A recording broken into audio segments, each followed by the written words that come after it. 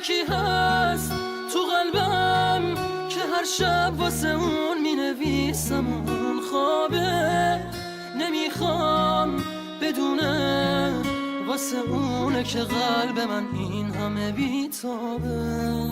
یه کاغذ یه خودکار دوباره شده همدم این دل دیوونه، یه نامه که خیسه پر از عشقه و کسی بازم اونو نمیخونه. یه روز همینجا توی اتاقم یه دفعه گفت داره میره، چیزی نگفتم آخه نخواستم دلشو قصه بگیره. گریه میکردم درو که میبست، میدونستم که میمیرم. اون عزیزم بود نمیتونستم جلوی راشو بگیرم. میترسم یه روزی برسه که اونو نبینم، بمیرم تنها. خدایا کمک کن، نمیخوام بدونه دارم جون میکنم اینجا. سکوت اتاقا داره میشکنه تیک تاک ساعت رو دیوار.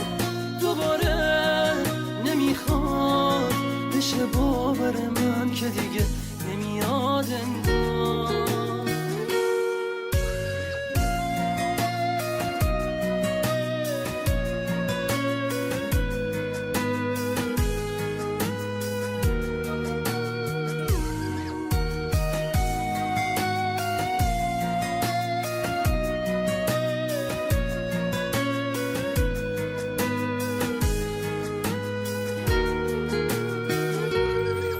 روز همینجا توی اتاقم یه دفعه گفت داره میره، چیزی نگفتم آخه نخواستم دلشو قصه بگیره.